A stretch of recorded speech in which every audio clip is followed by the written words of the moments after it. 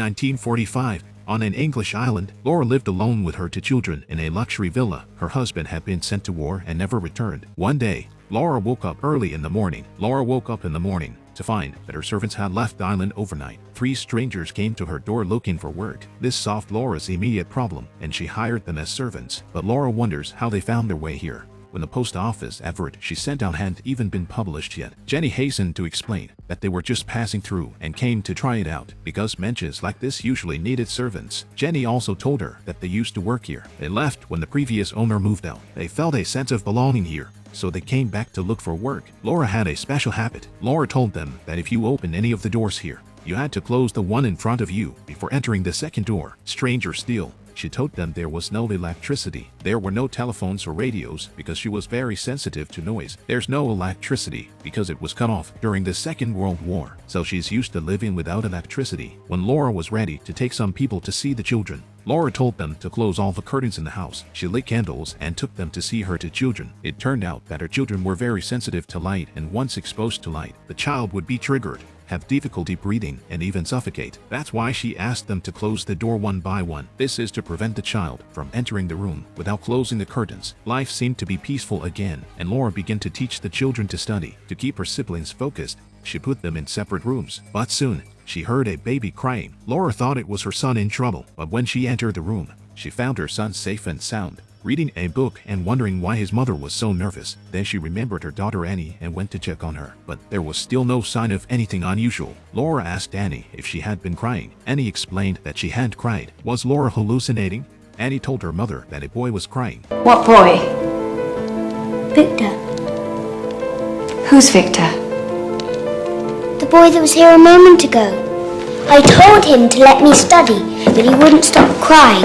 I think he's a spoiled brat. He said we'd have to leave the house. She also told her mom that there was a boy's family in the living room, but Laura didn't believe her. She thought she was playing another prank. It wasn't until she saw the locked door open that Laura was startled. Laura thought that the servants must have opened the door without seeing it clearly. The servants were severely reprimanded by her, but Jenny insisted that they hadn't opened the door because she had a spare key, but they didn't have the courage to explain in the face of Laura's rebuke. It was late at night when Annie told her brother that the curtains had been pulled open by a boy called Victor who was hiding behind them. The brother is terrified, and Anne and Victor start talking to each other. The brother thinks Annie is playing a prank to scare him, but it wasn't until Annie asked Victor to touch his brother. He screamed in terror when a hand reached out to him. Laura heard the noise and rushed over to tell her brother what had happened. Annie was quickly chastised when confronted by her mother. She said she was telling the truth. Then something even more bizarre happened. Laura, who was dining downstairs in the dining room, noticed footsteps hovering upstairs. Thinking it was the upstairs maid making a racket, Laura asked Jenny to tell her to keep it down. But as soon as Jenny left, there was a rush of footsteps from upstairs. Laura, who was extremely sensitive to noise, couldn't stand it any longer and planned to go upstairs to reprimand the maid. But when she got up, she found Jenny giving the maid a message, who was making so much noise upstairs. Laura rushed upstairs to the storeroom to see what was going on. Suddenly there was a strange shrieking noise and Laura was terrified. She bumped into something. It turned out to be a wax figure. She hurriedly lifted the dust cloth from the furniture, but found nothing. At that moment, she saw in the mirror that the door behind her was closed. Laura thought someone had snuck into her house, but Annie pulled out a drawing she'd made yesterday. She drew the 4 people she saw: the boy Victor, her parents, and an old woman. It was this strange old woman that saw most often. Laura couldn't believe it. She immediately called the servants to search the house, but after half a day's search, she found nothing. Laura found a picture of the owner of the house. She took the picture and started to compare it, but she couldn't find any resemblance until she came across a sealed black wallet containing an even more bizarre photo. Laura took the photo and asked Jenny what it was all about. Jenny tells her that it's actually the last picture of those people. Laura is so scared. She burns the photos. Then she realizes that there might actually be undead. She was wrong about Annie. Late at night, Laura notices the sound of a piano coming from the piano room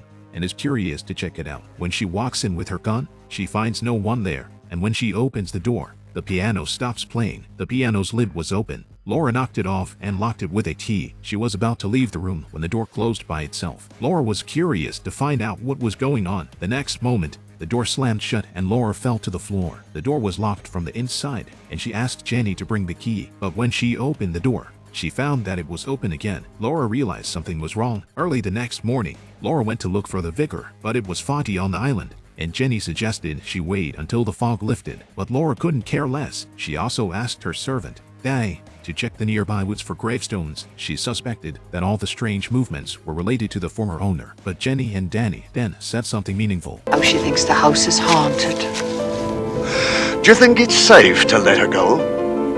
Don't worry, the fog won't let her get very far. Oh yes, the fog. They seemed to know the secret. The spot Danny had covered with a branch was where the gravestone was located. Laura hadn't gone far before she was lost in the mist. While Laura was lost, her husband appeared in the mist. Laura couldn't believe that her husband had survived the war. She returned home with her husband and expected to be happy, but Jenny didn't seem happy. Instead, her husband became more and more unkempt. He was a different man. He didn't say a word. The first thing he asked Laura was what happened the day the servant disappeared. However, Laura seemed to be avoiding the question. Her husband told Laura that he had come back to say goodbye and that he was going to the front again. This puzzles Laura. Laura woke up the next day to find that her husband had left the house, but then there was the sound of children screaming from the room. The curtains were gone and the children were terrified by the light coming in. Laura wrapped their coats around them and searched for a place to hide. She then realized that the curtains were missing from the whole house, so she found a writing pad to block out the light. Laura asked the servants what had happened, but they all said they didn't know. Jenny also tells Laura that maybe the child isn't afraid of the light at all. When they tried to explain it to Laura,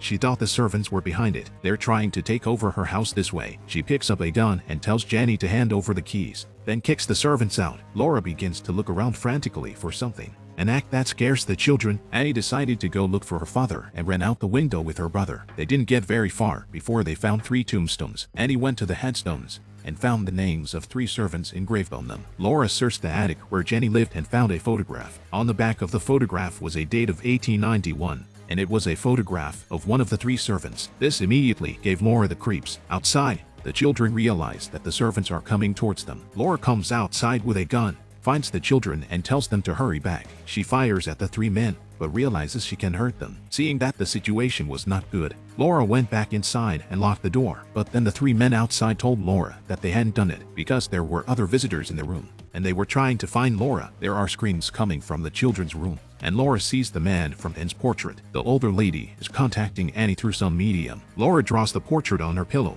and the truth finally comes out. It turns out that Laura and her family are the undead here. They're actually dead and just don't know it, and Vic's family just moved here. This is also related to the historical background, because Laura's husband died on the front line and news of the defeat came in. Laura couldn't take the news and covered her 2 children with a pillow. In the end, Laura shot herself because they could only see the dead. 3 servants died of tuberculosis. They didn't tell Laura's family directly, so they could accept that they were dead. When the husband saw Laura, he already knew that his wife and children were dead, so he asked Laura about what happened the day the servant disappeared and asked Laura to pray that the children would forgive her. Laura's stubbornness prevents her husband from telling the truth that they are dead. There are a lot of details in this film and a lot of different points of view, but that doesn't change the ending of the film. At the end of the film, Victor's family chooses to leave the island. Laura and her children seem to accept this fact. Living with the 3 servants is a perfect ending.